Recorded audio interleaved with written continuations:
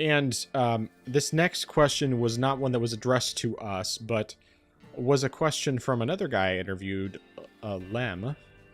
And so the question he asked, this was when he asked to Marriage at the Games a couple weeks ago, and I thought it was a good question. He says, I've been exploring cozy gaming, and I found that many people define it differently. Some people feel that The Sims is cozy, while others swear that Elder Scrolls makes them feel calm and cozy. I found a few, but was wondering what your version of a cozy game is, and any suggestions you have for a game or two.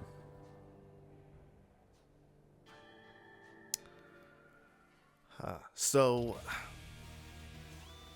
I mean, and I would, and initially I would say that it would be something where it's a game that is just type of game, some sort of genre. But honestly, I would say that a cozy game would be a game that is really dependent on the person, and it's a game where you just, it's a relaxing type of game, a game where you can sort of just turn your mind off and just essentially be on autopilot while you play the game. Because while initially a cozy game in my mind would be something like, say, Stardew Valley, like that's something that personally for me I would say is a cozy game.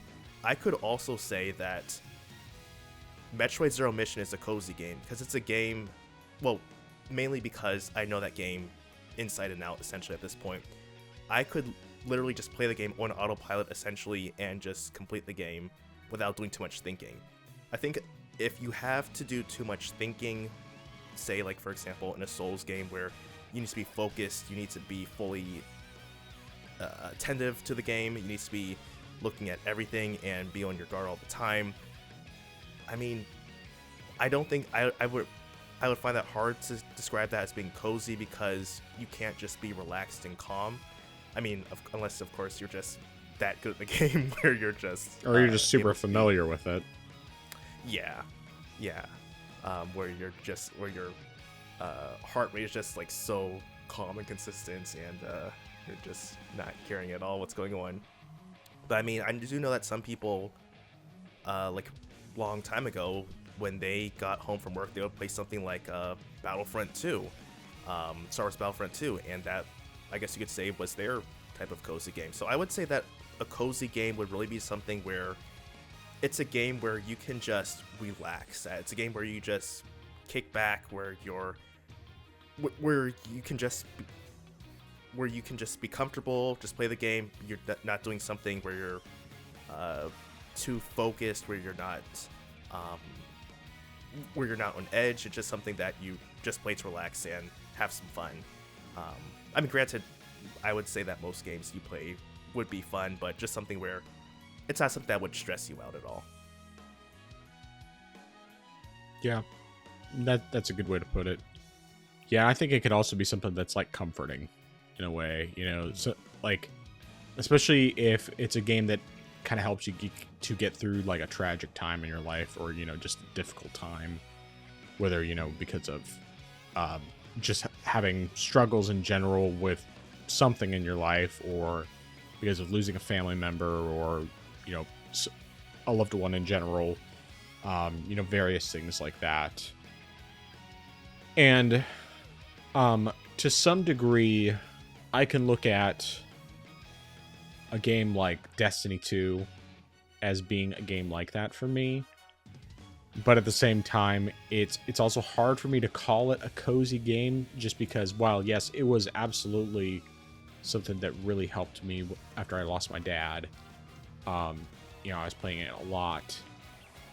It's not something where I'm like, I mean, it's also one where I've definitely had times where I've just gotten mad at the game, super mad at the game. And if I was gonna, you know, like point to another one that was helpful during a time like that, I mean, you know, that same time frame, I replayed all the Arkham games, and those were definitely something that helped me a lot. And when my mom died, it was different because like I couldn't really, I think I had a harder time really focusing on games at that point. It was hard to really get into anything. I mean, I was I know I was playing a game up to the point where she died when she was, you know, very sick, and it was just like whenever I needed to step away, I'd, you know, be playing something. But I think probably if I was going to point to a game that's kind of like something that's always more of a cozy, like I could just jump into this and just play it and not think about it and enjoy it start to end, whatever, probably be SteamWorld Dig, because that one's one. It's, of course, it's a Metroidvania. It's short. The loop of, you know, digging and you know, finding minerals and then selling them to get upgrades, and you know, slowly working all the way down until you get to the very end. It was just, it's like the kind of loop that for me was definitely more calm. I feel like there might be another game in there as well, but I would say definitely SteamWorld Dig would be mine. Chrono Trigger would probably be in there if it wasn't for the fact that every time I boot that one up again, I'm just like, you know, I played this game so many times, I need to play something else. But yeah. To some degree, Dark Souls is kind of becoming a game like that for me. And just more because I, you know, after playing it multiple times, like I've become familiar enough to where it doesn't typically stress me out. Now, granted, that's just with Dark Souls 1, not 2 or 3, especially not 3. And 2, obviously, I haven't played yet, so I don't have any opinion on that. But, yeah. Yeah, that's... It's not really a cozy game, but, you know, it's also something that's just like, you know, I like this game. It's fun. I like it. Yeah.